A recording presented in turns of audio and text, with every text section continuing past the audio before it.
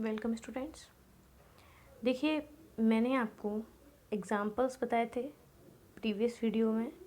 और Newton's third law of motion के बारे में बताया था। Newton's third law of motion पर बेस्ड जो एग्जांपल्स हैं उनमें से मैंने सिर्फ एक एग्जांपल आपको एक्सप्लेन किया था,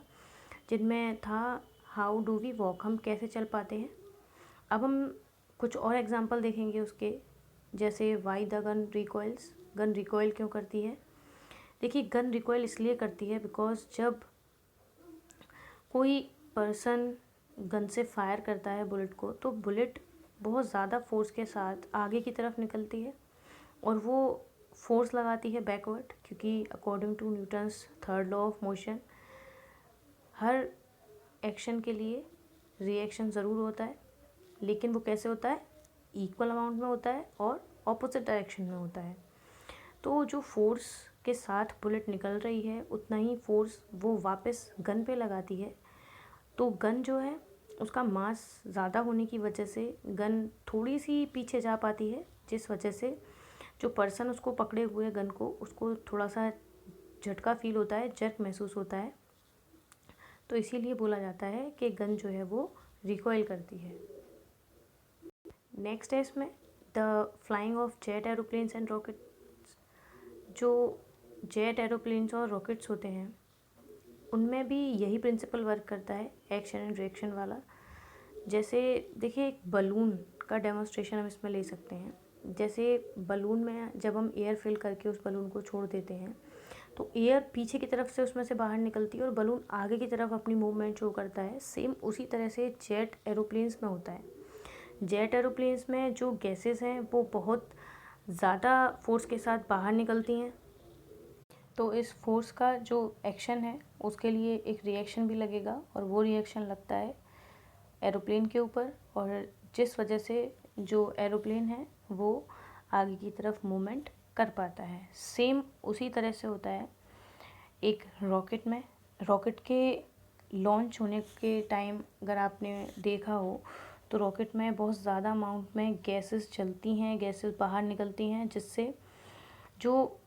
फोर्स है गैसेस का बाहर निकलने का, वो एक तरीके से एक्शन फोर्स होता है और उसका रिएक्शन रॉकेट के ऊपर लगता है, जिसकी हेल्प से रॉकेट आगे की तरफ मूव कर पाता है। तो जो रॉकेट है उसमें और एरोप्लेन में यही प्रिंसिपल वर्क करता है, लेकिन जो रॉकेट होते हैं उनमें और जेट एरोप्लेन्स में एक फ़र्क रहता है, और वो है जो रॉकेट होते हैं उनमें ये एबिलिटी होती है कि उन्हें ना तो जो अपलिफ्ट होती है, मतलब अपलिफ्ट के लिए, ऊपर उठने के लिए एयर की रिक्वायरमेंट नहीं रहती है, और दूसरा उनका जो फ्यूल होता है उसे जलने के लिए एयर की रिक्वायरमेंट नहीं रहती है। तो जो रॉकेट हैं वो वैक्यूम में भी मूव कर सकते हैं, लेकिन जेट एरोप्लेन्स जो हैं, जेट एयरक्राफ्ट जो होते हैं, वो स्पेस में नहीं उड़ सकते, क्योंकि उन्हें अपलिफ्ट के लिए और फ्यूल के जलने के लिए, दोनों के लिए ही एयर की रिक्वायरमेंट रहती है। नेक्स्ट है इसमें जो बोट होती हैं उनकी मूवमेंट किस तरह से होती है। तो देखिए, बोट जो हैं वो भी इसी तरीके से मूव कर पाती हैं। बोट में जो पर्सन बैठे रहते हैं या जो पर्सन उसको बोट को चला रहा होता है, वो पर्सन ओर्स की हेल्प से वाटर को पीछे की तरफ पुश करता है, जिसकी वजह से जो रिएक्शन फोर्स है वाटर का वो लगता है बोट पर, और जिसकी हेल्प से बोट जो है वो आगे मूव कर पाती है। देखिए, उसी तरह से एक और इसमें एग्ज़ाम्पल है जिसमें अगर कोई पर्सन एक पैर अपना बोट पे रखता है और दूसरे पैर से वो किनारे पर पैर रखकर किनारे पर आने की कोशिश करता है, तो देखिए इस तरह की जब सिचुएशन बनती है तो उसमें पर्सन को बहुत जल्दी ही अपना दूसरा पैर भी किनारे पर लाना होता है, क्योंकि चलने के लिए जो फोर्स है वो ग्राउंड पे लगता है और ग्राउंड रिएक्शन फोर्स हमारे पैरों पर लगाता है, तो जिसकी हेल्प से हम चल पाते हैं। तो जब कोई भी पर्सन या हम अगर बोट से किनारे पर आने की कोशिश कर रहे हैं, तो अगर हमने एक पैर अपना किनारे पर रखा है, एक पैर बोट पे रखा है, तो हमें दूसरा पैर भी बहुत जल्दी किनारे पर लाना पड़ेगा, क्योंकि जिस फोर्स से हम आगे बढ़ते हैं वो फोर्स हम बोट पे लगा रहे हैं, और बोट जो है वो एक फिक्स ग्राउंड नहीं है कि बोट फ्लोट कर रही है वाटर पर, जिस वजह से बोट पैर से लगने वाले फोर्स की वजह से बोट पीछे की तरफ जाने लगती है, और बोट अगर पीछे की तरफ जाएगी तो हम गिर सकते हैं। तो इसीलिए हमें दूसरा पैर भी बहुत जल्दी किनारे पर लाना पड़ेगा। ऐसे ही एक और इसमें एग्जांपल होता है, और वो है कि जब बोट को